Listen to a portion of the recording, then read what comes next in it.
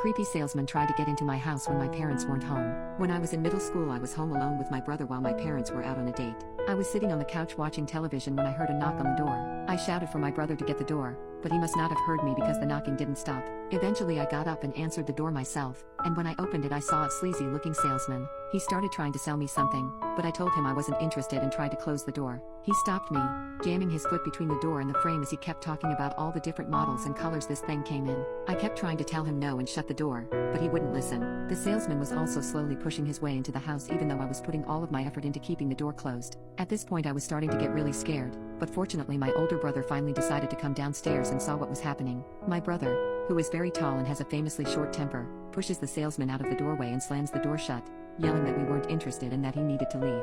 I saw the guy walk off through the window and, feeling really shaken by the way he was acting, called my friend who also lived in the neighborhood to tell her what was going on. She was home alone that night too, and apparently